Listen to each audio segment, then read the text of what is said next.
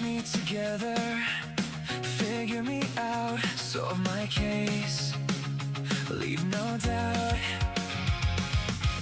no stone unturned, weave your webs, bridges are burned, connect the threads, the bodies keep piling up, how much death is enough, such a killer, a weapon at heart, slay the sinner, break them apart, sometimes justice isn't enough, sometimes the monsters call your bluff, just keep it in mind, if they do the crime, they'll pay in blood or with time.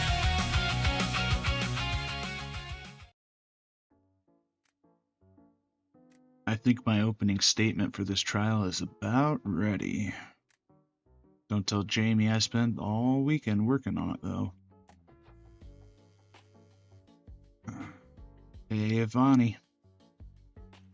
Good news! We got a DNA hit. That's great. What was the hit on?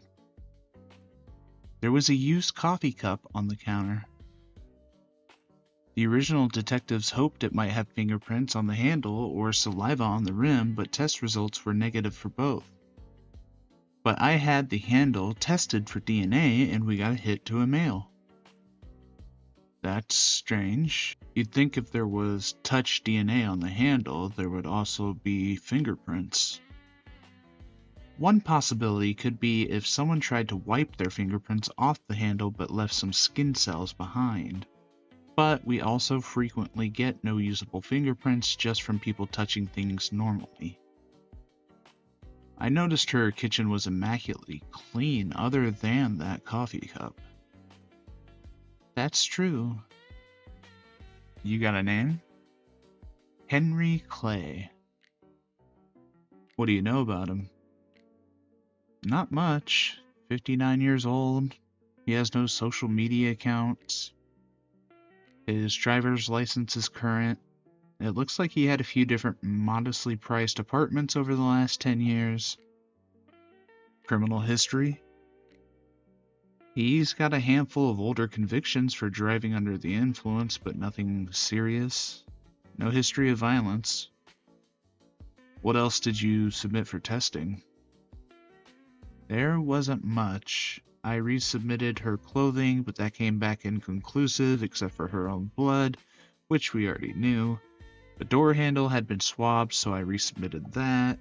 It appears to have at least one female and 2 male contributors, but other than that, they couldn't form any conclusions. There were a few items that appeared to have been knocked over or broken during the struggle, but we got nothing from those. So, when are we going to meet Mr. Clay? Tomorrow morning? Shouldn't take us more than 20 minutes to get there from the station. Meet me at 10 again? Alright.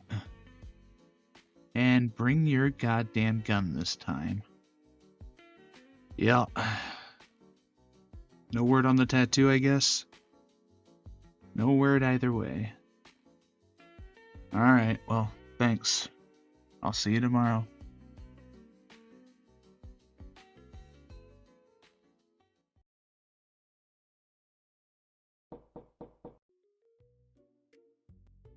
Good morning, sir. Are you Henry Clay? Yeah. I'm Detective Melchian from the El Valiente Police Department. This is Assistant DA Rockford. Well, a great pleasure, Detective. I didn't know they made cops as pretty as you. Well, we come in all forms. I'm sorry I'm not dressed. To be honest, you caught me sleeping late. Well, we appreciate you answering the door. We have some questions for you about an investigation we're conducting. Do you have a minute? Oh, what's the investigation? You can come in. Thank you. Mr. Clay, we're investigating a crime that happened in 2004. Do you recognize this woman? No, she doesn't look familiar. Does the name Amy Mall mean anything to you? Well, I don't think so. Although, if it was 20 years ago, it might be hard to remember some things. How about this house? Have you ever been here? Oh, wait a minute. That looks familiar. What's this address? It's 42 West Alma Street. Maybe. I might have done some work there. What sort of work do you do? I do some construction, this and that. Painting mostly, though. And you think you worked on this house? Yeah, I believe I did some work there. But you don't remember ever seeing this woman? Actually, let me see that again. You know what? Now that I have it in context, I do remember her.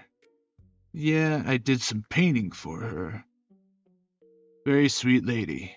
She was an artist, and since I fiddled around with some artistic painting as well, we talked a little bit about it. So, you just remember talking to her once? Well, I was there for a couple days. Don't tell me she got killed. Unfortunately, yes, she was murdered. Oh, that's just a tragedy. She was so nice. What sort of work were you doing in her house? I painted a room for her. She may have needed some other work done, but I can't recall now. Some people need this or that little job done. You know what? I've probably still got the work order. I've got everything in this cabinet.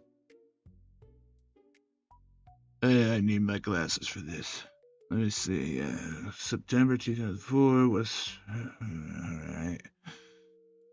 You've kept work orders going back 20 years? Yeah, well, you never know when you might need something. Okay, I spent 3 days working at her house. I did some painting and fixed a couple cabinets. When was she killed? September 30th, 2004. So according to your records, you finished up your work there a couple weeks before she was killed. But you were in her house the day she was killed. Well, I don't know about that, but she had invited me over a couple times. After the work was done? That's right. So you saw her socially? Yeah.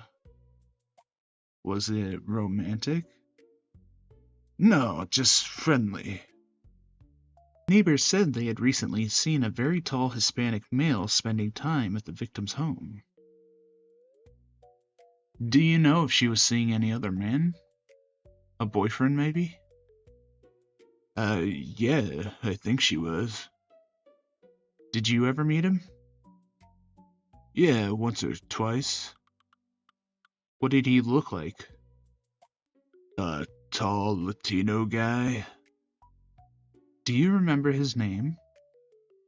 No, I don't guess I do.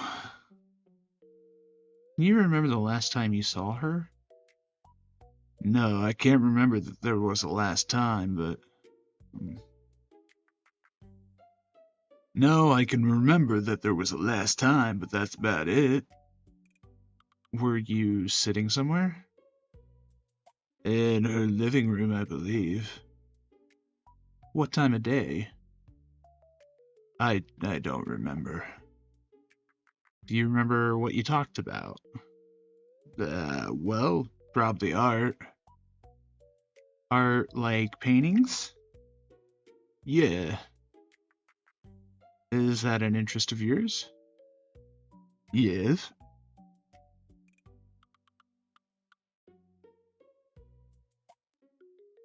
I don't really see any artwork on your walls.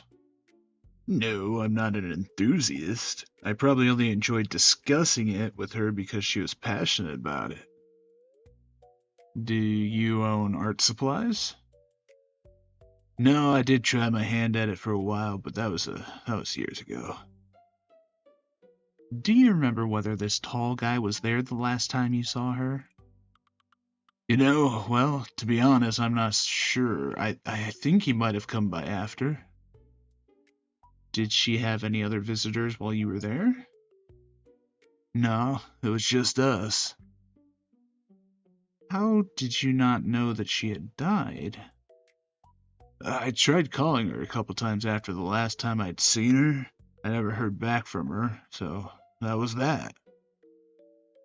How did my name come up on in the investigation? We can't say that directly, just that we do have some evidence that puts you in her apartment. I see. Did you serve in the military? Yeah, I was enlisted for a few years. Have you ever seen this before? No, I don't think so. Alright, would you mind if we took this work order with us? That's fine. Alright, thank you, Mr. Clay. Here's my card if you think of anything else. You could stop by any time, Detective. What did you think? He admitted being there. He would have looked guilty if he kept denying he was there. But his story seems plausible, and at this point we have nothing to suggest he is a killer. What do you think? Well, as a witness, he corroborates what the neighbors said about the tall Latino boyfriend. Could be useful if the neighbors can't be found 20 years later. But as a suspect, he's a bit difficult to read. Hard to say much at this point except that he was with her the day she was killed. At some point at least. But we can't prove what time he was there.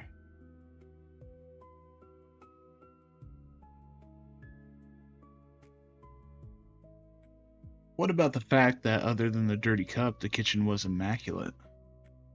If he had been there much earlier, then she probably would have already cleaned up the cup.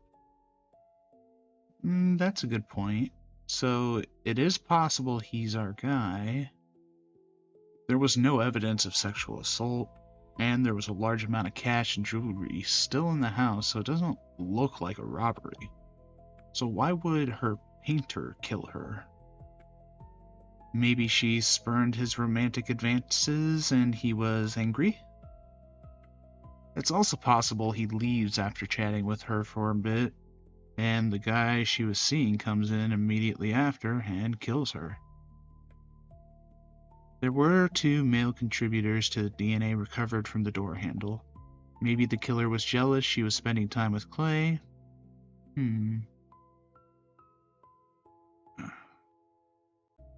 Have you spoken with Amy Mall's family? No, I didn't want to get their hopes up unless we had a solid lead.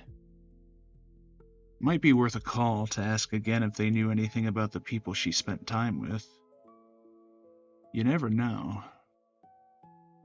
Alright, she had a brother that lived in New York. I'll try to contact him.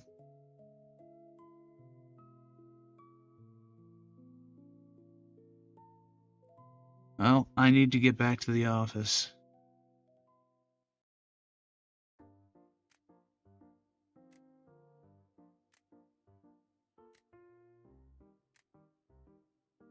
Hi, good afternoon. Is this Donald Mall? Who's calling? Mr. Mall, my name is Afghani Makalyan. I'm a homicide detective with the El Valiente Police Department. I know this is totally out of the blue, but I'm actually calling you about Amy's case. Oh. The reason I'm calling is that we've reopened her case recently and are looking at some possible additional leads. That is out of the blue. I didn't think anybody was ever going to be caught for that. Have you got the guy who did it? We don't, and I don't want to give you false hope by overselling things. Right now, all I can say is that there are at least a couple of additional leads that might turn into something. It's also possible they could be dead ends, but they are at least worth exploring. Okay, well, I guess that's better than what we had before, which was nothing, from what I understand. Were you close with your sister? I guess we were a normal family. We'd speak every couple weeks, maybe. You know, that was before everybody was connected all the time on social media and texting and all that. If you wanted to talk to somebody, you picked up a phone and you called them. And of course.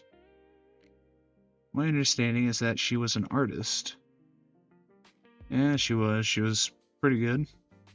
She used to get commissioned to do background art for advertisements and posters, stuff like that. And she also sold a number of very nice pieces to private collectors. She was making a pretty decent living at it. Did she have any family other than you? Well, I'm married. Back then, my wife and I had already had our 2 children. Our parents died before Amy did. Thank God, because I can't imagine them having to go through losing her like that. She was single, no kids? Yeah, she had some boyfriends here and there, but that was about it. Nothing that was permanent. Did she ever talk to you about those boyfriends? Maybe a little bit. I can't remember anything specific. I never met any of them. She grew up here in New York and moved out there. She'd come back once or twice a year, but she never brought a boyfriend home with her. Do you know if she was dating anyone when she died? No, I'm not aware. I know the detectives had speculated at the time that she may have been killed by a boyfriend.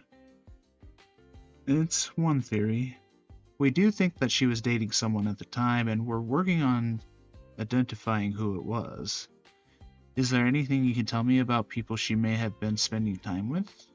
Any friends that you knew about? No, unfortunately. Her life out there was separate from mine. I didn't know too much about the details.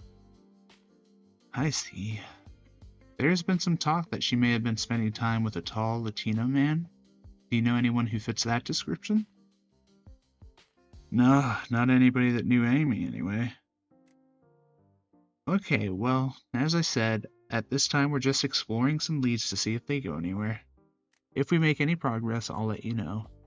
Otherwise, you can call me on this number if you have any questions or you think of anything else. Alright, what did you say your name was? Ivani Melchion. Okay, Armenian? Yes, sir. We visited Yerevan a few years ago. It's a nice city. It is. I was born in California, but I have visited family there a couple of times. It's nice. Okay, detective. I appreciate the call. Thank you, sir. Take care.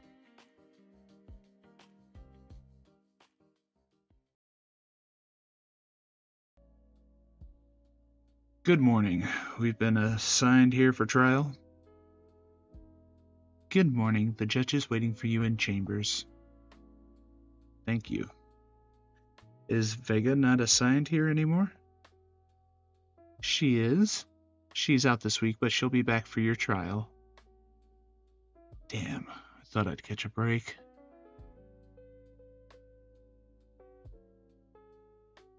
Alright, Mr. Rockford, do you want to tell me what the case is about? Sure, we're charged... Sure, we've charged the defendant with 1 count of murder. We'll present evidence that the defendant is a gang member and that with another buddy he drove into enemy gang territory, exited the car, and shot the victim multiple times. 2 people in the car. As far as we know, a driver and the defendant was the only passenger. Has the driver been charged? He has not.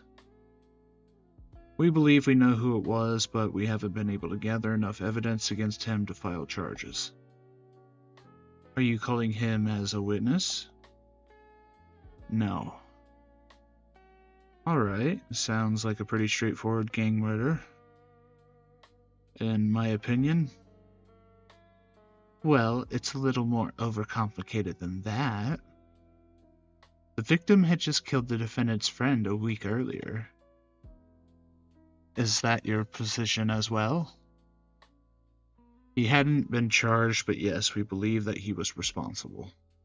Both this defendant and that murder victim belong to the same gang. And the murder victim in this case belonged to a rival gang. That sounds like a pretty standard "you killed one of our guys, we've got to retaliate" gang case. Well, no, because usually in a retaliation shooting, the gang just drives into the enemy territory and targets any random person they think might be a rival. This was personal because they went after the actual killer. I'm not sure that's really going to have much effect other than to establish motive. If a whole week passed, I'm not going to instruct the jury on a heat of passion defense. Well, let's wait and see. Is there any chance of settlement? We've offered to plead to voluntary manslaughter for 16 years. And the people are rejecting that? Correct, Your Honor. We've offered to plead to second-degree murder for 15 years to life. And if he goes to trial, he's looking at 25 to life for the murder and another 25 to life on top of that for the use of the gun. It's a shame we can't settle this case when we're so close. The sticking point is that the people want him to plead to a life sentence so the parole board would determine when he should be released.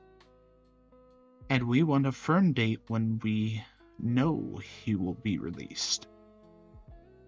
Sure, I understand. Alright, in terms of scheduling, can you both do pre-trial motions on September 28th? That works. Yes. Alright, let's go back in court and we'll go on the record.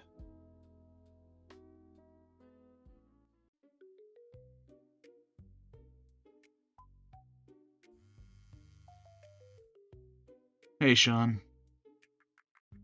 Hey, man, what are you up to this weekend? Just working, finalizing some things for my trial. You can do that on Sunday. Saturday, you're coming over here and watching the Texas game with us. Donna isn't taking no for an answer. She says you owe her for almost getting her husband killed. Well, I know better than to argue with Donna. Great, game starts at 2. She says bring a woman. Well, I'll think about that. Thanks, man, I'll see you then.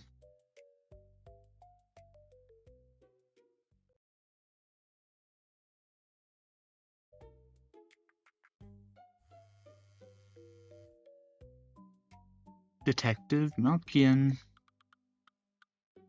Hi, Detective. This is Donald Mall. Hi, Mr. Mall. Hey, after I talked to you the other day, I dug an old box out of the garage that had a bunch of Amy's things. There was a journal in there. I don't remember ever seeing it before, or I'm sure I would have turned it over to you guys. It's possible my wife packed it up after Amy died. Anyway, I was reading through it and there's a photograph she's got stuck in there. She's standing with a guy that matches the description you gave me the other day. Tall, Latino. Does she talk about him in the journal? She does make reference to someone who's named Ricardo. It sounds like she may have been seeing him. I don't know if that's the guy in the photo or not. She doesn't have a lot of entries in her last weeks of life. Would you be alright turning that over to me? The journal? Yeah, I guess that would be okay. It's just been sitting here for 20 years. I can mail it to you. Actually, I'd like to come collect it myself if that's alright. Could I fly out there this weekend? Yeah, that's fine. Are you still at the address in Rochester? I am. Great, I'll fly out Sunday morning and plan to be there sometime in the afternoon. Okay, that works. Thank you, I'll see you then.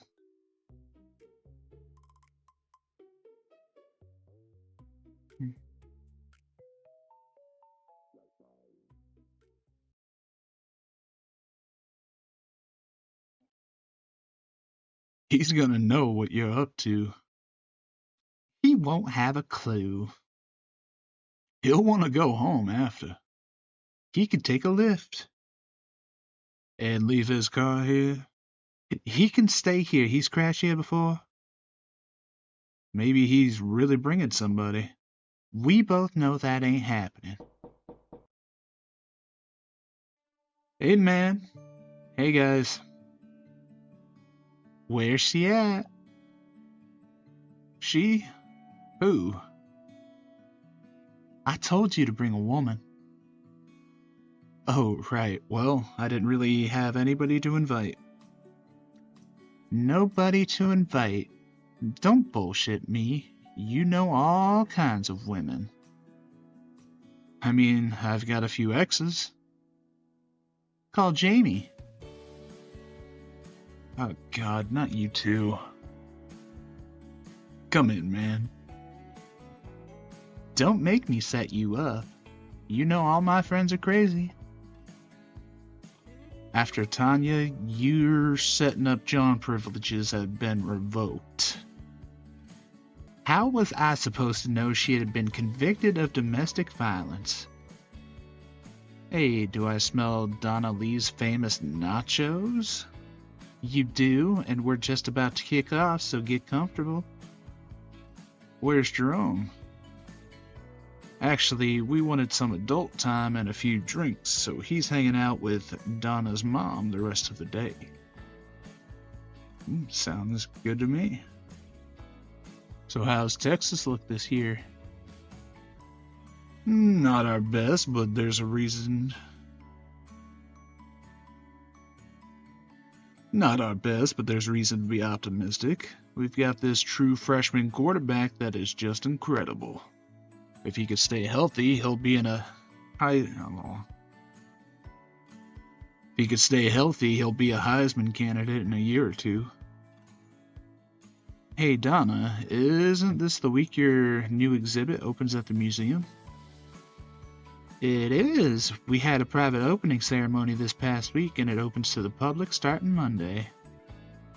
You feeling good about it? I am feeling good. It's been a lot of work getting to this point, but I'm very happy with how it all came together. It looks great. I'm really proud of her. I'm looking forward to seeing it. I'm starting trial a week from Monday, but if I feel like I'm prepared for that, I'll come by next weekend. Here's your first drink. First drink? That's a very aggressive statement. Why is Sean giving me a look? Sean's not giving you a look. Ugh, Donna, I think you forgot the margarita part of the margarita. Wow, are your drinks as strong as mine? Yes, definitely, 100%.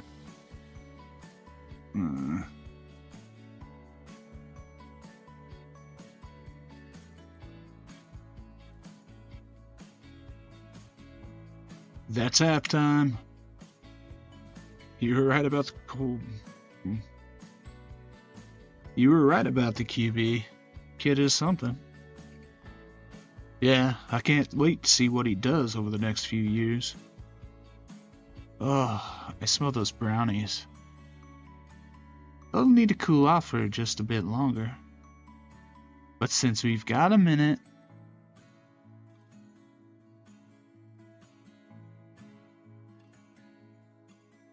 scoot over.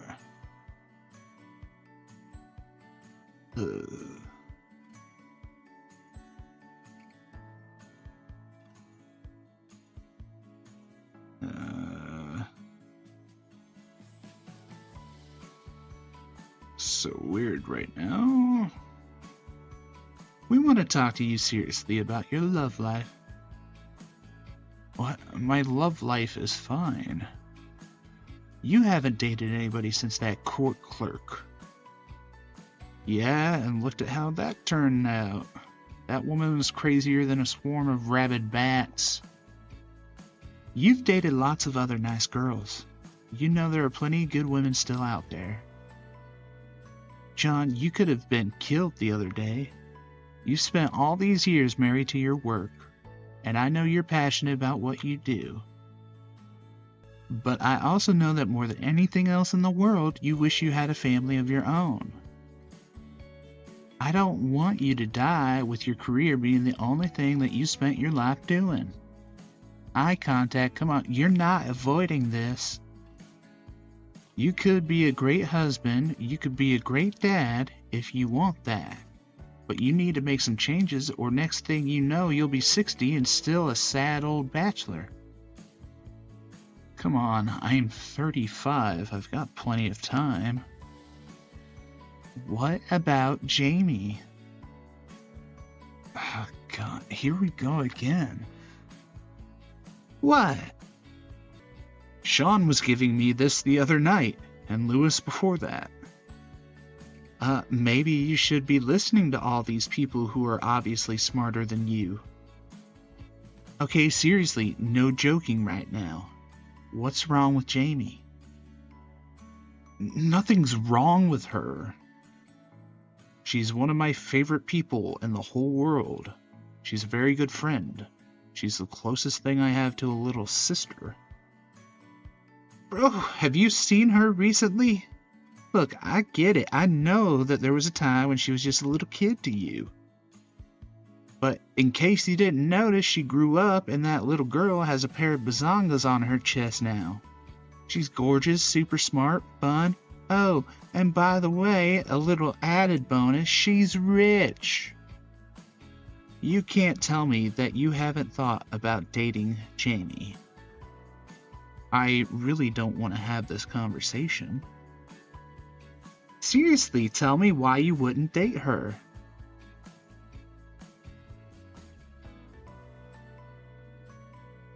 Alright, first of all, we're just friends. Okay, that's the starting point. Okay, that's bullshit because Sean and I started out as just friends, as do many happy couples. Well, kind of, but I was always into you. Thank you, sweetie, for undermining me, but I love you too. Point number 2, go ahead.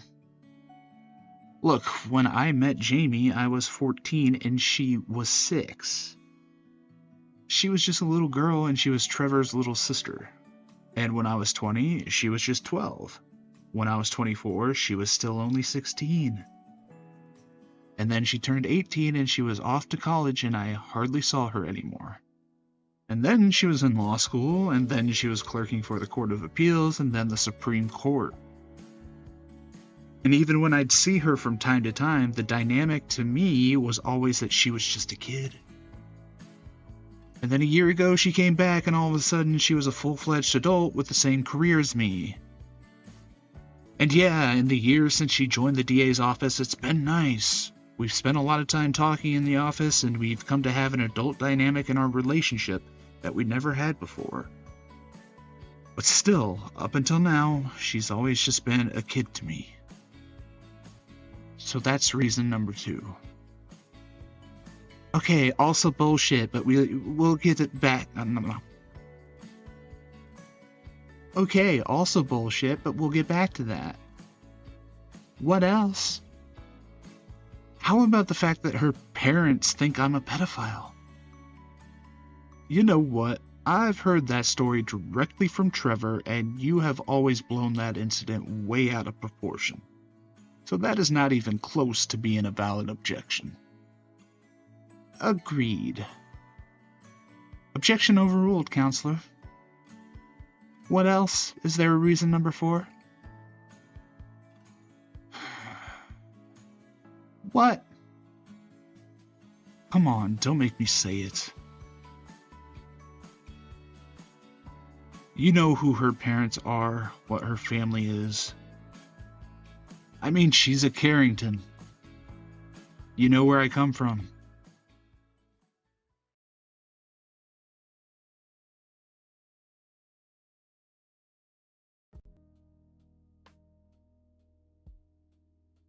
Where you come from? What does that mean? What? Man, all these years we've been friends. I honestly had no idea. Wh- What's how many drinks? That's actually a very surprising thing to hear. You're such a confident person.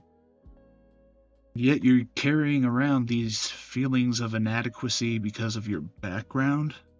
Is that just for Jamie and Trevor's family? Or is this something you've always felt like somehow you're not good enough for society in general? What are you guys saying?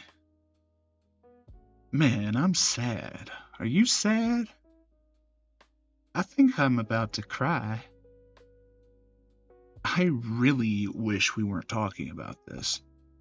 These damn drinks. No, we need to talk about this. So let me get this straight.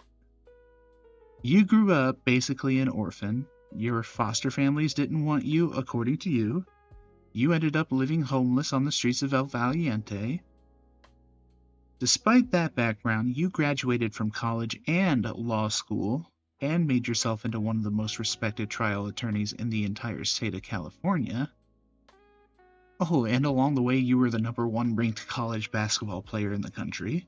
And somehow, you're not good enough for Jamie because she just happened to be born with money? Man, my heart is breaking right now. If Jamie could hear this, she would slap you for being so stupid. Look, I get that things that happen to us in our youth can shape our self-perception. Look, I get that things that happen in our youth can shape our self-perception. I guess it really shouldn't be surprising to hear that you've been carrying around this insecurity your whole adult life. But it's time to recognize where that comes from and that it doesn't reflect reality. Seriously, leave aside your family history and her money. What about you is somehow less than the Carringtons? My question is, if you're not good enough for Jamie, then who is? I see a successful, well-respected, and hard-working man who is kind, honest, and handsome. I mean, who is this slice of heaven that somehow is worthy of her when you're not? Sean's taken, so she can't have him. Man, the thing is, you're sitting over here saying I'm not good enough for her, but she disagrees. So if anybody should get to decide that, it seems like it should be her.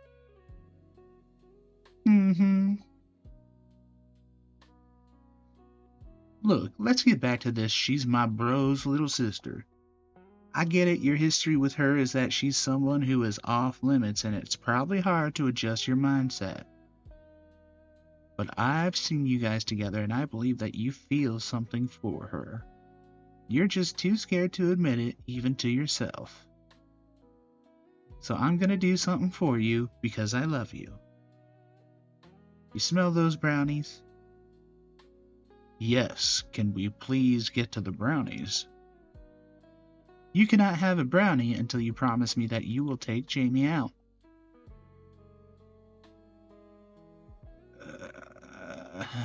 Like a date? Yeah.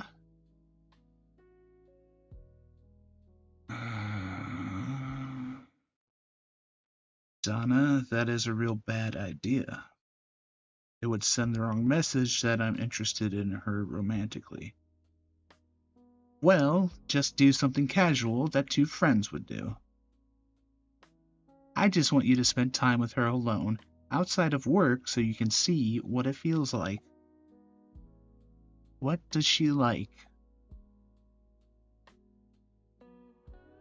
She likes nerdy stuff like Marvel movies. She reads a lot. Oh, actually, she's really into ancient history.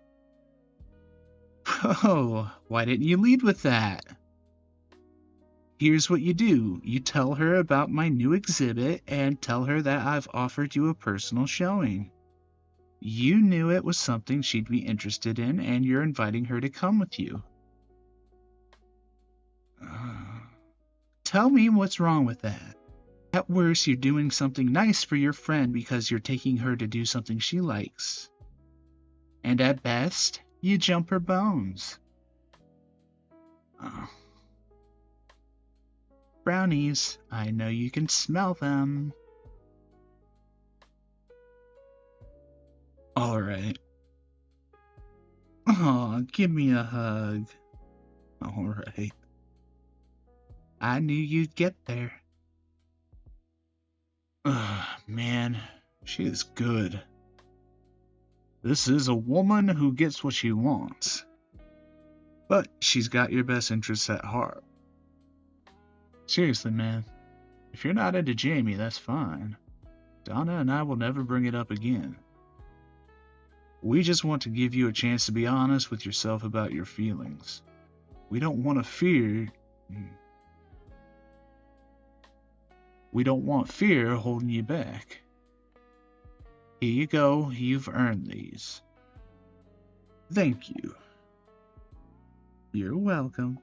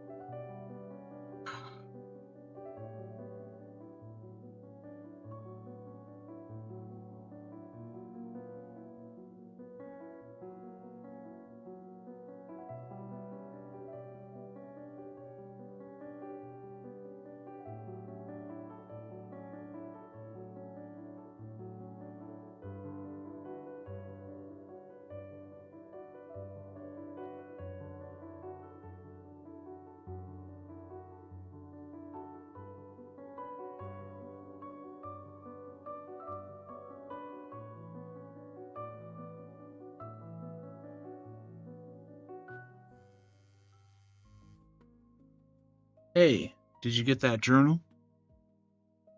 I did. And now we have a photograph of our suspect. That's fantastic. Does she talk about him? She does refer to a Ricardo, but doesn't say much about him. She's not explicitly clear, but it does sound like this was someone she was in a relationship with. And she expresses some frustration and believes it's his fault they aren't spending more time together. That's about it. Did the brother give you any more information? Nothing significant. He and his wife made me dinner. I tried to decline, but they insisted. They were really sweet. Oh, that's nice. I'll bet they really appreciate the fact that you're looking into her case again. Yeah, they seem to. Well, I am very excited. Can I get a copy of that stuff from you tomorrow? Of course. There's something else. What's up? I just checked my work email for the first time since I left the station Friday. Late Friday, I got an email from the forensic guys I sent the drawing to. The ones who ran it through the system looking for the people with matching tattoos. They finished their analysis? Yes. And? John? They found a match.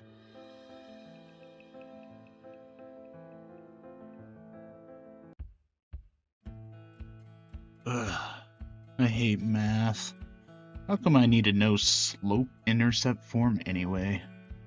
That's never ever gonna come up when I have a job.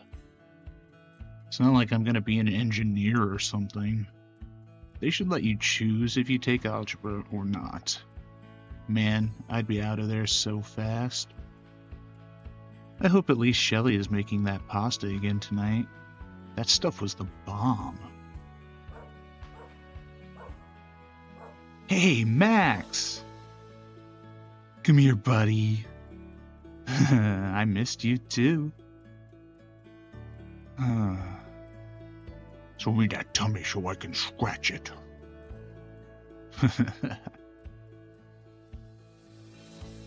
I love you, Max.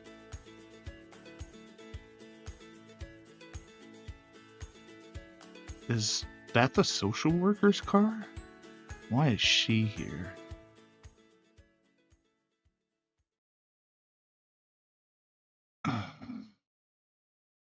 Hello, Miss Jackson. Hello, John. Fucking stupid. Hello, John. John, have a seat. We have to talk to you about something. All right.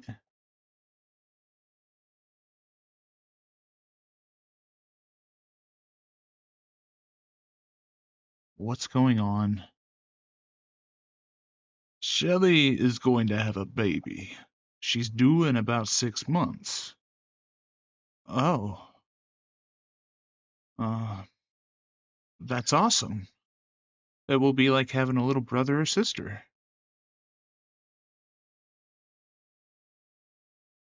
Uh, why is the social worker here? John, you know we've really liked having you here the last 2 years, but we have such a small house. We won't have room for you anymore after the baby is born.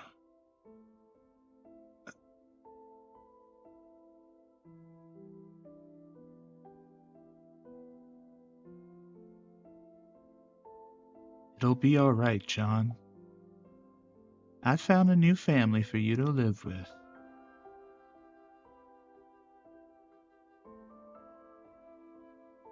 Couldn't we, like, share a room? Don't worry, John. In your new home, you will have your own room. It's a very nice couple. They don't have any children.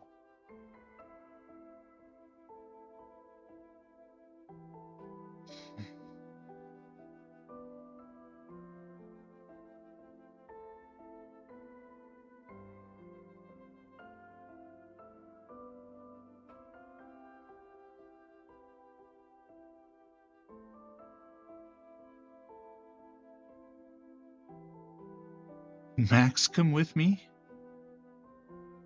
No, I'm sorry, John, but your new foster family isn't able to take care of a dog. But he's my dog. I can take care of him. I already take care of him here. I'm sorry, John. It's not possible. Can I come visit him here? John, he's bitten 2 people. We can't have him around a baby. But he's not a bad dog. Those weren't his fault. It's too dangerous, and we'll be too busy to take care of a dog.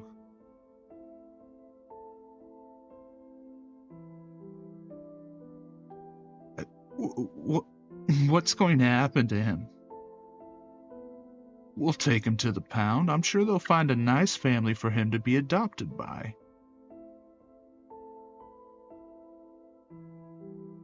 Please, he's my dog. I'm sorry, John, but this is what's gonna happen.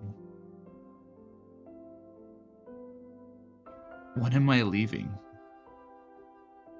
I'll pick you up after school on Friday. Make sure you have everything packed up that you want to take with you.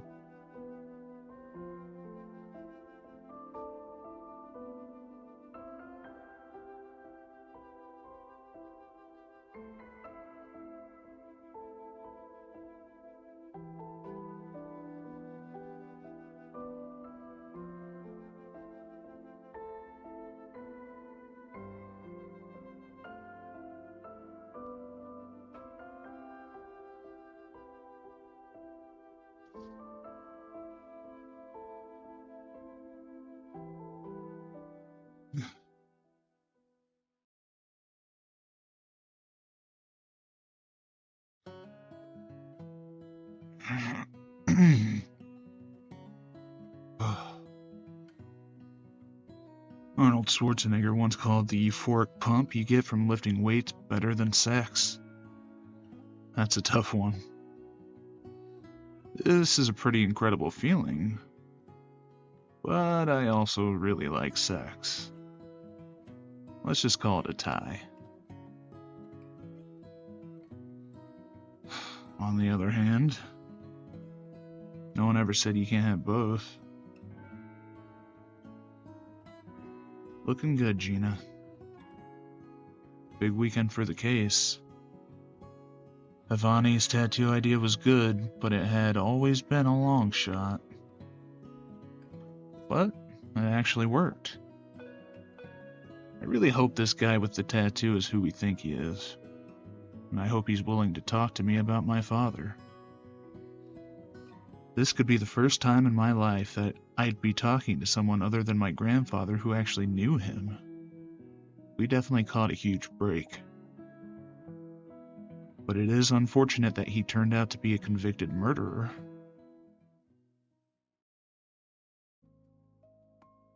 There's something else. What's up? I just checked my work email for the first time since I left the station Friday. Late Friday, I got an email from the forensic guys I sent the drawing to. The ones who ran it through the system looking for the people with matching tattoos. They finished their analysis? Yes. And?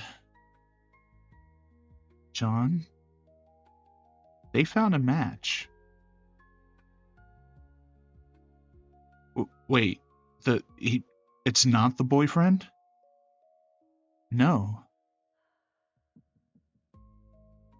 Holy shit, it worked. Ivani, you're the best fucking detective ever. Okay, but let's temper our expectations here. It could just be a coincidence. Maybe this guy just wanted this tattoo and it just happens to look remarkably like the Special Forces insignia. No thanks. I choose to be excited. Okay, me too. Alright, so the match is not to the boyfriend. But the boyfriend is still a suspect. Yes, and the boyfriend could also be involved with your dad's unit. We have no immediate evidence linking this other person with Amy Mall. Alright, so tell me about him. Okay, well, so that's sort of a thing. Oh god, don't tell me he's dead. No, he's not dead. He's in prison. What for? Second-degree murder. Oh. I was irrationally hoping that the tattoo guy wouldn't turn out to be a suspect, but it looks like he's the prime suspect. Actually, I do have mixed news there. He is definitely not the murderer in our case. He was already in custody for the other murder when Amy was killed. Huh. Alright. So he's not the guy, but he may be able to provide us with some information that could lead us to the guy. Right. Like, if he is one of those orcs, maybe he will give us the names of the other people in the unit. Although, given that he's a convicted murderer, I'm not hopeful. You never know. Helping us out could look good for the parole board. It's also possible that even though he's not the killer, he did know Amy Mall. Maybe she had already seen the insignia prior to her drawing it that day in her sketch pad. And we are assuming it was a fresh drawing. We are, because the sketch pad was open to it. But it's possible she drew it on an earlier date and it has nothing to do with whoever killed her. So tell me about this guy. His name is Robert Jameson. He was born in 1964. My dad was born in 1965. If he was in that unit, it's likely he served with my dad. Where is he incarcerated? We are in luck there, actually. He's in California and only an hour outside of El Valiente. Was he prosecuted by my office? He was. Alright, tomorrow I'll pull his case file from our archives so we have an idea of who we're dealing with. And hey, maybe even if he doesn't want to help us with our case, he'd at least be able to provide some information that would help you find your dad. Yeah, hopefully. I'll need a day to prepare, and tomorrow's bad anyways, so can we do this Tuesday? Actually, I'm starting a trial on Tuesday. No, I can't wait for you to finish a trial. The trial court will be dark on Friday. Can you wait until then? Yeah, it's gonna be a long week. You can come with me tomorrow to show this photo of Amy's male friend to Henry Clay. I would, but tomorrow is really bad. I'll probably be in a court hearing most of the day. Okay, but I want to get this done, so I'll take Louise. Okay, but I want to get this done, so I'll take Lewis. Alright. You know, if you solve this case, you should be put up for some kind of commendation. If we solve it, we're a team, a great team. We totally are. Thank you for this. I'll talk to you later. Alright, good night. Man, I was really stressed out about this last night. This workout has made me feel so much better. Robert Jamieson, today I'm gonna find out who you killed and why. God damn, I'm in a good mood. Yeah, a very good mood. What is it with me and butts this morning? Well, it would be rude not to introduce myself to the newest member of the gym. Hi, John Rockford.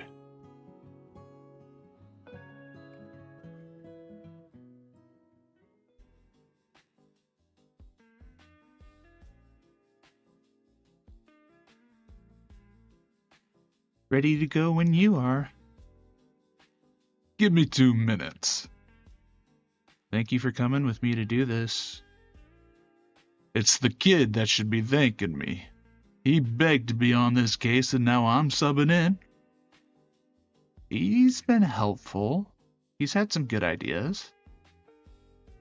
Tell me about this witness. Henry Clay says that the victim hired him to do some painting a couple of weeks before she was killed. He has a work record that supports that. According to him, they socialized at her house a few times, including the day she was killed. And by socialize, you mean? He says it was not romantic. And you found him from the DNA hit? Right, we found his DNA on a used coffee cup on her kitchen counter. Is he ruled out as a suspect? No, he isn't, but at this point he's less likely than the presumed boyfriend whom we're showing him a photo of. And the photo comes from? The victim's brother found the photo in her journal. It's a picture of her with the tall Latino male. Both Henry Clay and 2 of her neighbors said she was dating a tall Latino male. And her journal suggests she was seeing a man named Ricardo. Is Clay gonna be able to recognize this guy? I don't know. What about the neighbors? Amy lived in an all-white neighborhood, so this big Latino probably stood out. But Of the neighbors who had actually noticed this guy hanging around Amy, one of them is dead and the other moved out of state, and I haven't been able to find her. And why aren't we showing Clay a six-pack? Doing it this way won't have much value in court. Because it's been 20 years and I don't think he could make an ID from a six-pack. I would rather do it this way to serve simply as an investigative lead that we could include in a warrant. This guy was sort of hitting on me last time.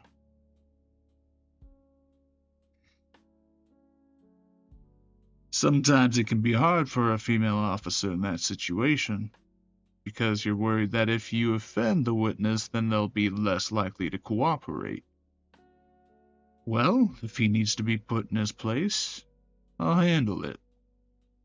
That way you can stay the nice cop. I was working with John. Are you feeling comfortable with it? If you're not, just give the word, I'll pull the plug. No, it's fine. It's been nice, actually. I always enjoyed spending time with him. I gave him strict instructions to keep it professional. Yeah, and that's how it's been.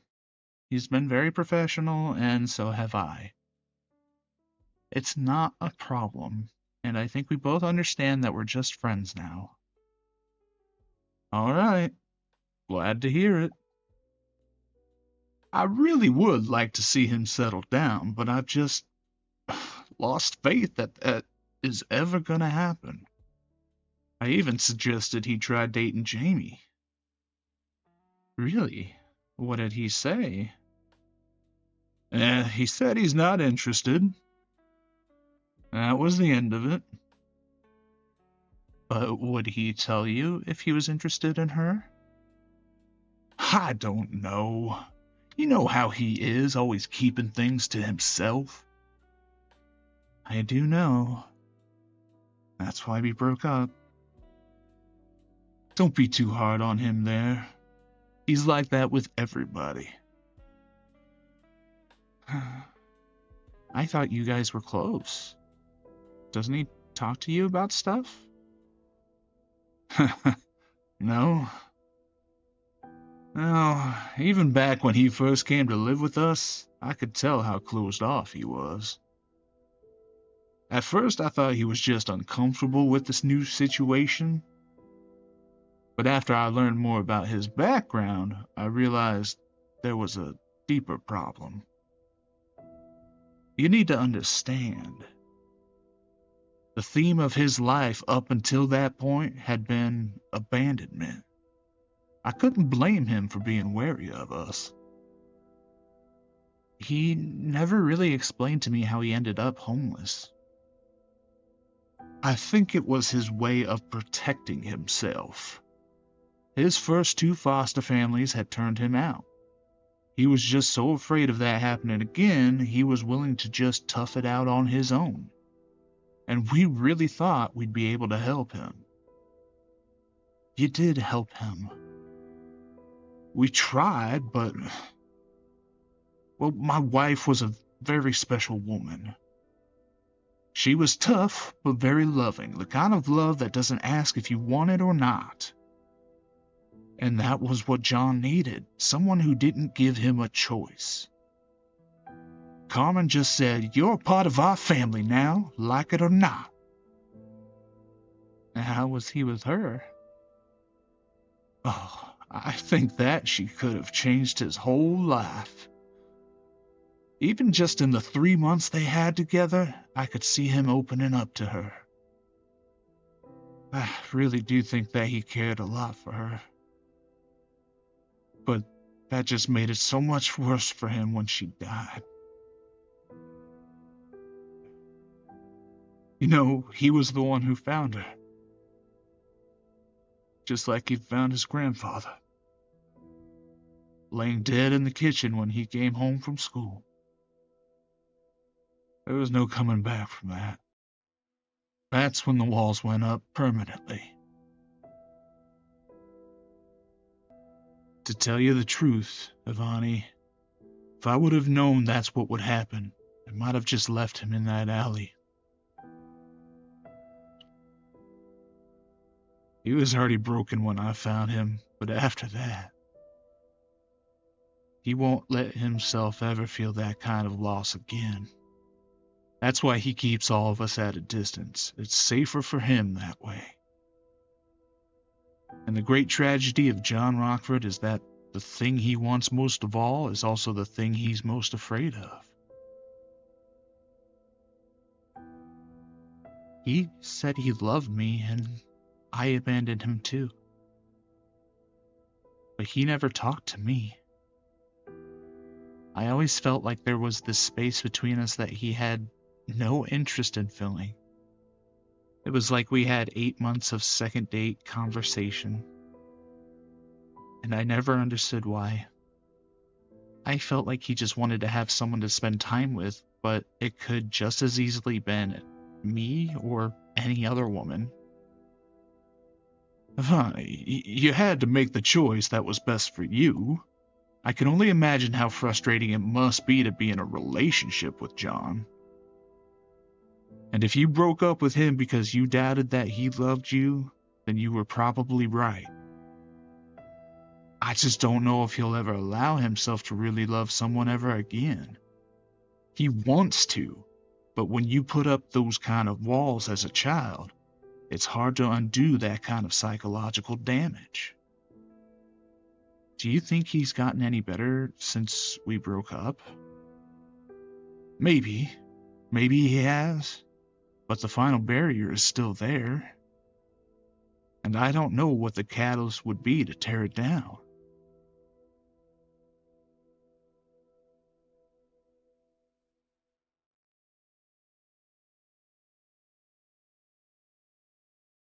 Found dead today of an apparent suicide.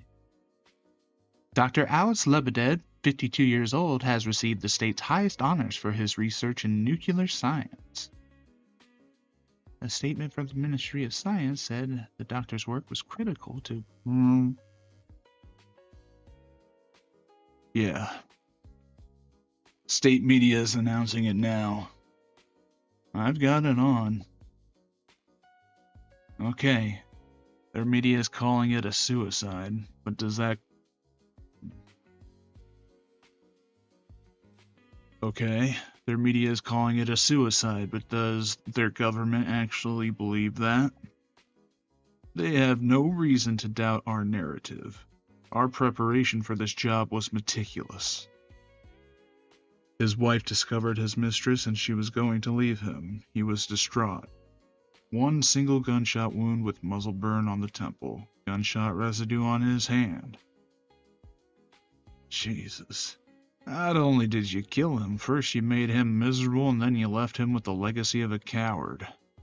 You ever take me out, at least try to leave me with some of my dignity. We did what we had to. The reporter hasn't mentioned the current project Lebedev was working on. Indeed, you're right. His death makes the world a safer place. And your country is grateful that you have defended its values.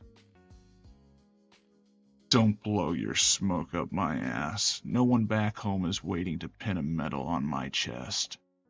People like us are only supposed to exist in stories. Our country would be horrified at the real cost of freedom. Liberty has a price. You and I pay it so our fellow citizens can wrap themselves in the American flag and sleep soundly at night. And what is the cost exactly? What have I given up in service of my country? My soul? The price is what the price is. I'll bask in the heat of hell's flame knowing I made a safer world for my children to live in. Are you having second thoughts about the path you've taken? No. Hice mi elección hace mucho tiempo. I made my choice a long time ago. We all did.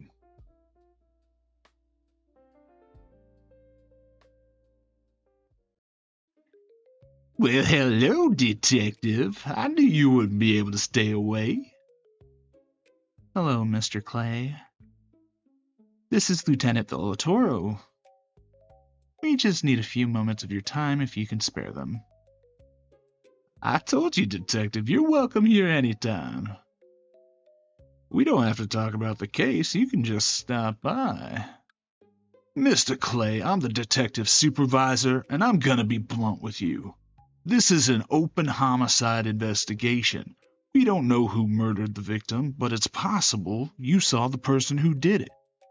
So, the detective is here for only one reason, and that's to find out if you have information that could help us solve the case. Are we on the same page? Well, okay, Lieutenant Killjoy. Way to stick a tack in my balloon. What happened to the ugly guy, anyway? Mr. Clay, we're here because the last time we spoke to you, you mentioned a man you believed Amy was dating. Do you recall that? I do. Do you remember the description you gave us? I think I said he was a tall Latino. I'm going to show you a photograph, and I want you to tell me if you recognize anybody in the photograph.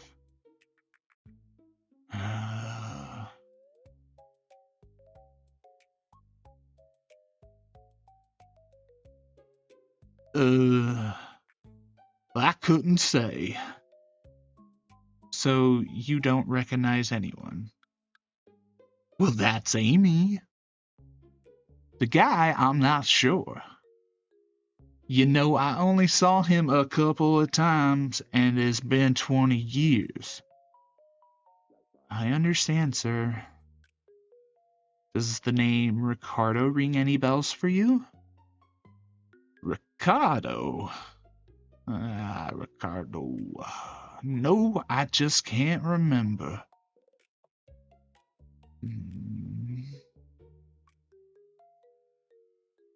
All right, Mr. Clay. Thank you for your time. I'm sorry I couldn't be more helpful. Good luck in your investigation. Well, sometimes you just gotta go through the motions, and you handled him well. So did you. Thank you for that. Always looking out for my detectives. What did you think of him? I couldn't really tell much from that brief encounter. But I will say, even though he's older than me, he's in a lot better shape than I am. Do you want to hire him as a personal trainer? No. The only way I'm going to the gym is if the trainer looks like J-Lo. Come on, there's a pastrami place a few blocks away. I'm buying.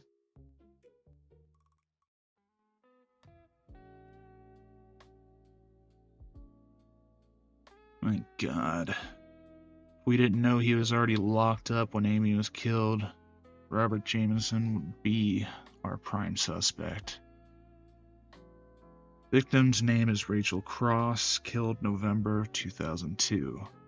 MO is very similar. Single woman, her...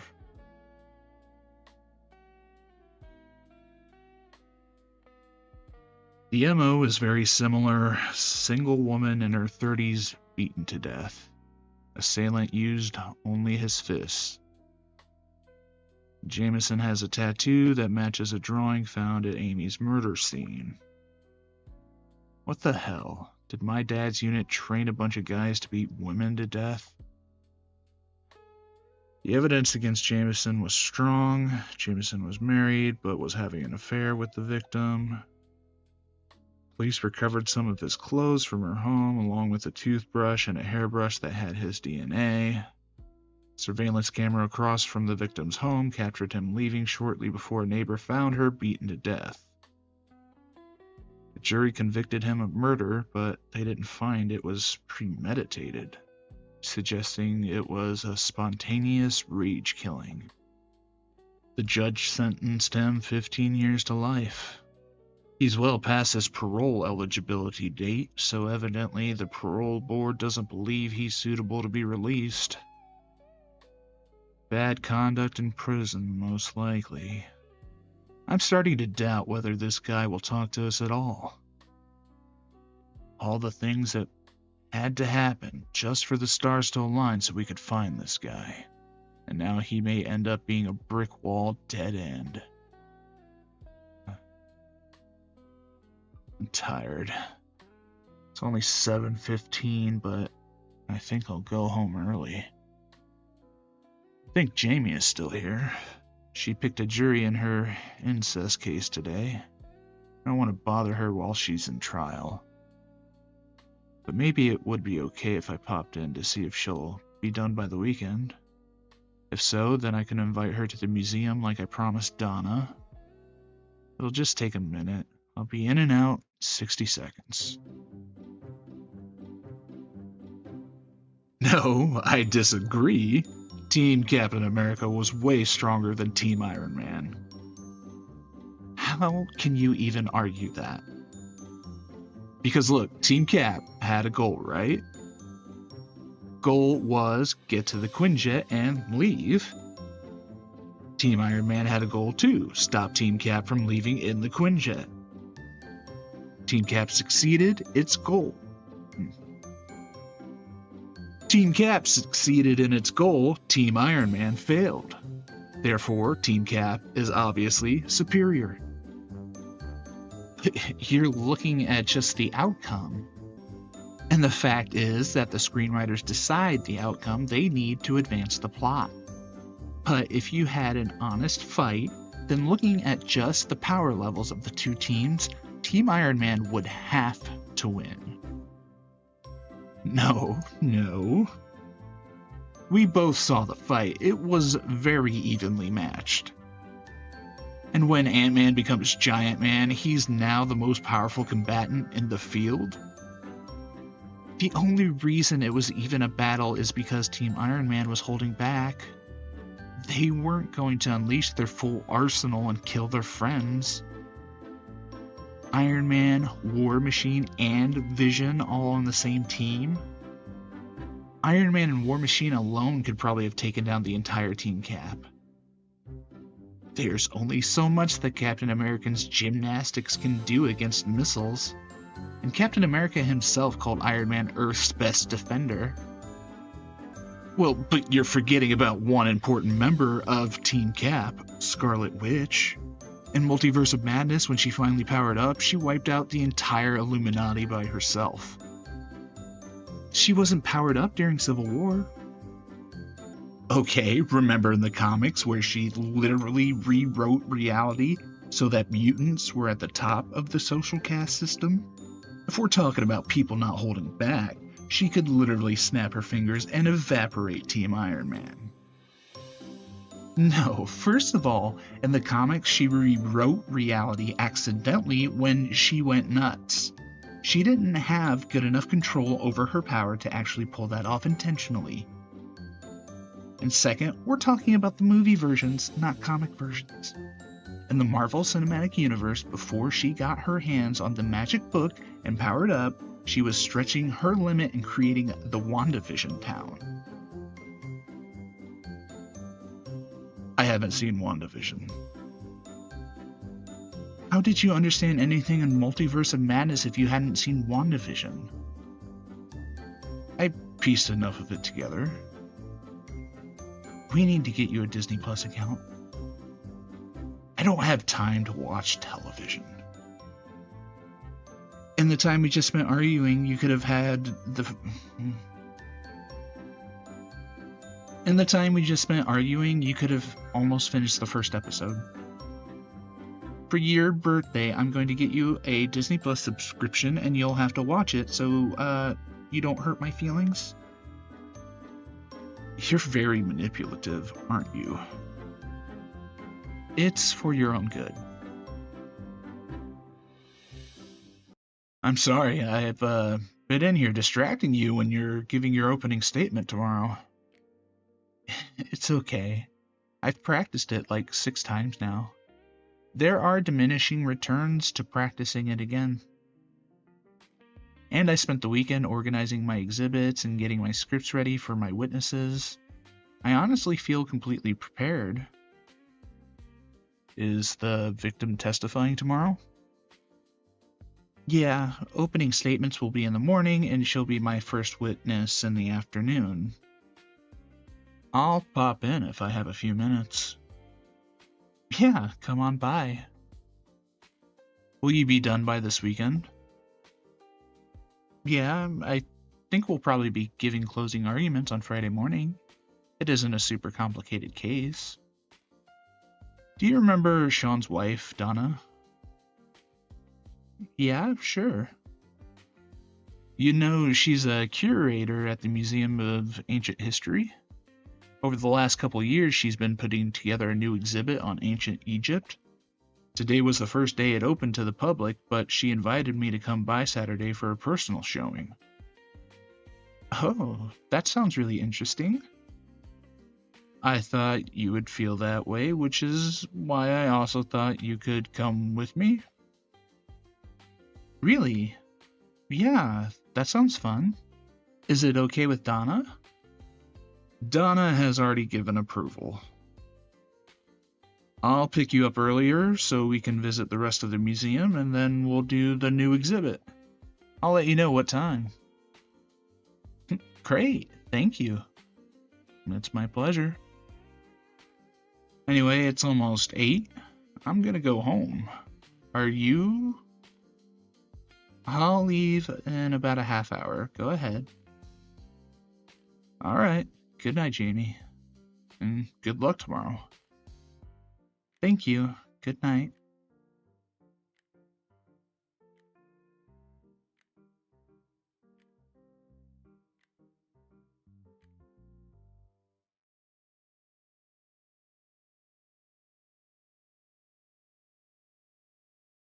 Ladies and gentlemen of the jury.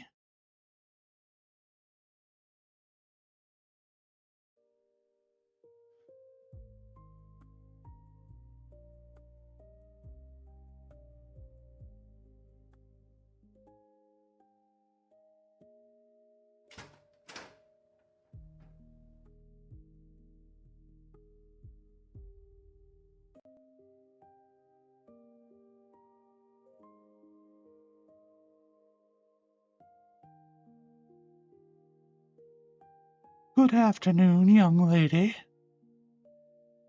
Face the clerk, please.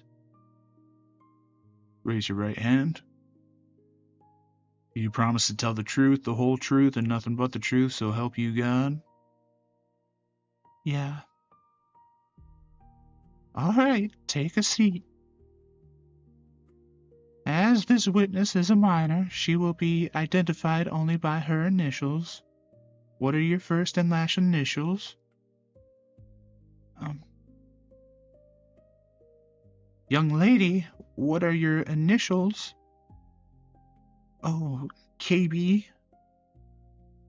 Go ahead, Miss Carrington.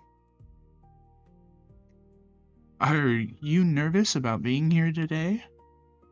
Objection, relevance. Overruled. You can answer. Yeah. Do you understand the reason why we're here today? Yes. And are you prepared to answer questions about it? Yes. First, can you tell us your birthday? June 19th. What year were you born? 2005. What city do you live in? El Valiente.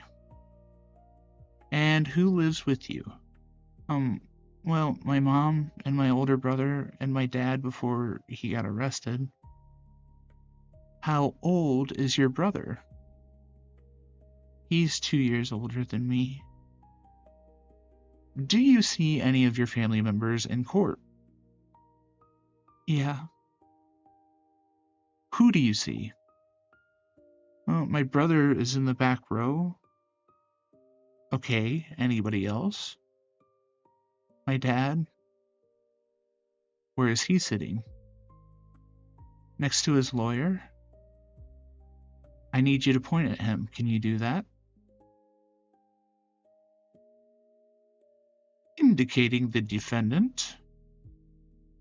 I'm going to ask you some questions about something that happened on October 31st of last year. Do you remember that night? Yes. Did you do anything for Halloween that night? Yes. What did you do? Well, I went to a friend's house. Whose house was that? Jasmine? And why did you go there? She was having a party. Did you go to the party alone? No, I went with my brother. How many people were at the party? Including me and my brother, there were 8.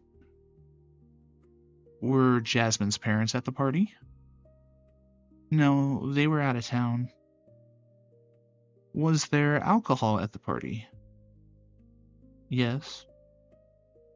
Did you drink alcohol? Yes. How much? I can't really remember. It was 4 or 5 beers. Was that your first time drinking alcohol? No. How often would you drink back then? I think it was only my 3rd time. When was the last time you drank before that? Probably a couple of months. Did you feel like you were drunk at the Halloween party? Objection lacks foundation. Sustained. Can you remember how you felt after drinking the alcohol? Like a little dizzy, like my head was sort of buzzing. Were you able to walk on your own? Kind of, like, yeah, but it was sort of hard. Did you have on a Halloween costume? I was a fairy. How did you get to the Halloween party? We walked. She lives really close. And did you walk home with your brother after the party? Yeah. What time did you get home? It was a little after midnight. When you got home, were your parents still awake? My dad was in the living room, but my mom was already in bed. What happened after you got home? My brother and I walked inside the front door, and my dad was sitting on the chair in the living room. He was mad at us because we were drinking. Do you remember what he said? He just said that we were going to be in big trouble. Did he say anything else?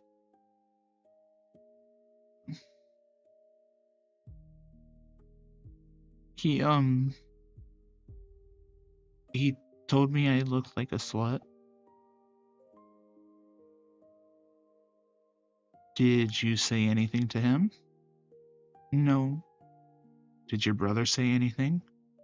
I don't think so. I can't remember. What happened next? I just went to my room and went to bed. When you went to your room, did you change out of your Halloween costume? Yeah. What clothes did you change into? Just some gym shorts and a t-shirt? Were you wearing a bra? Yes. And were you wearing underwear? Yes. Then what happened? I went to sleep. Did something wake you up?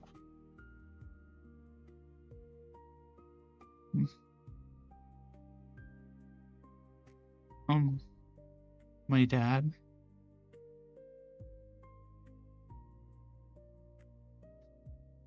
He was in the bed with me. When you say he was in the bed, can you describe that? I was under the blanket and so was he. As he was lying down, like, next to me or behind me? What size is your bed? It's a twin. Did he say anything to you? Not when I woke up. Later he did. When you woke up, were you still wearing clothes? My shorts and underwear were off. Do you know if he was wearing clothes? He was wearing a t-shirt. Did he have pants or underwear? No. How could you tell? I could feel his penis. Where did you feel his penis? It was against my butt. Was it hard or soft? It was hard. What happened next?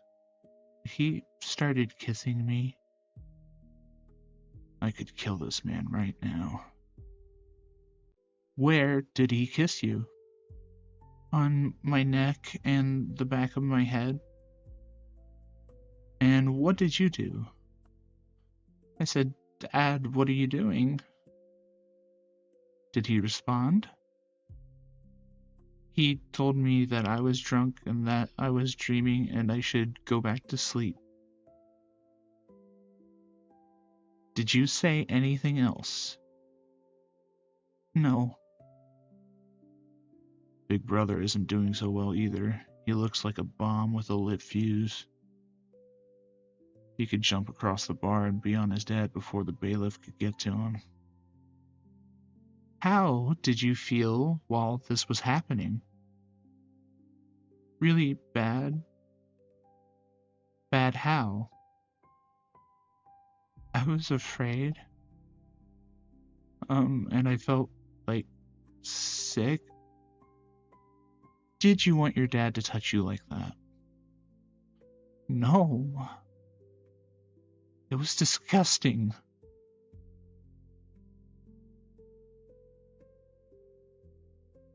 What happened next? He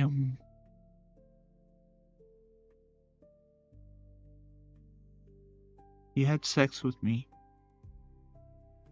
What do you mean when you say he had sex with you? He put his penis in my vagina. Can you tell me how far he put it in? It was the whole thing? Objection, speculation, lacks foundation. Overruled. How did that feel? It hurt a lot, like really bad. After he put it in, did he just stay still or was he moving? He was moving, thrusting. Did you do anything? I was crying. And did he do anything in response to you crying? He put his hand over my mouth and he said, "Shh, don't cry. Don't cry." Shit, there he goes.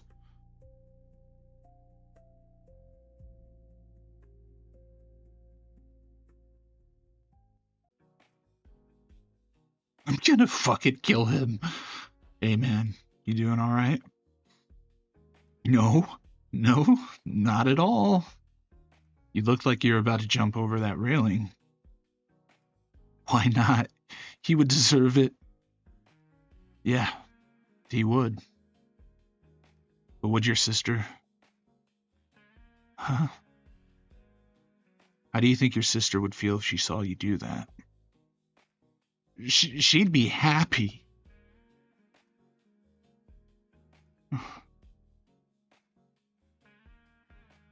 Do you love your sister? More than anything. I would do anything for her. And is that why you want to beat up your dad? For her? You're damn right. And how is that going to help her? He deserves it. And that's what she told you, that he deserves to get his ass kicked while she's up on the stand testifying. See, right now you're doing something to make yourself feel better without considering how she would feel about it. She's up there doing something that takes a lot of courage and emotional strength. But if she sees her brother losing control, she's going to lose control too. You'll be the reason she loses all that courage.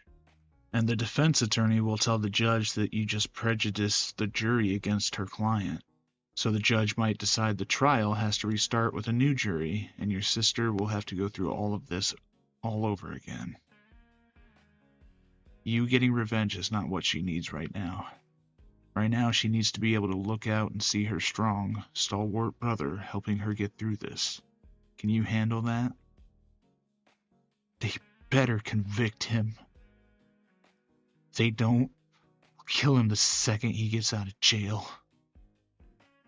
And what's that going to do? It would be justice. No, justice is what happens here, in the courtroom. Sometimes we don't get the justice we want or even the justice we deserve. But if we start doling out our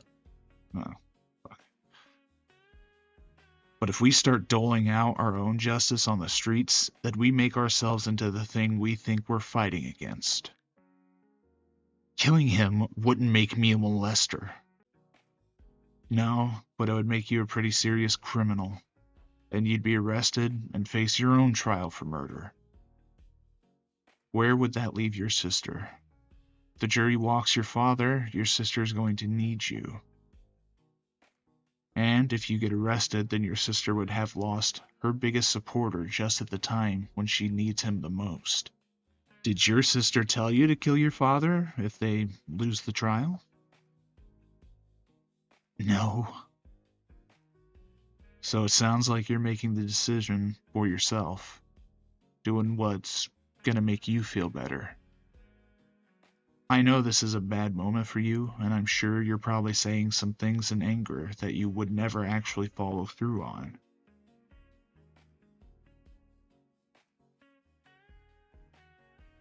You're right. Right now, you've got to get through this with her, and don't do anything stupid that will screw up your life and make things even worse for her. You said you'd do anything for her, right? Of course. Right now, what she needs you to do is to be cool. Be her support and stop fantasizing about getting revenge on your dad. Can you do that?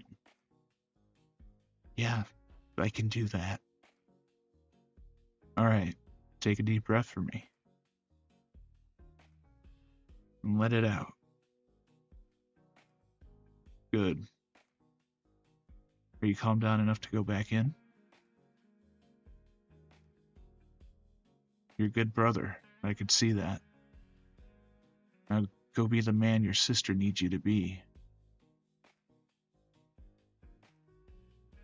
He doesn't get to call himself their father anymore. Parent is more than just blood.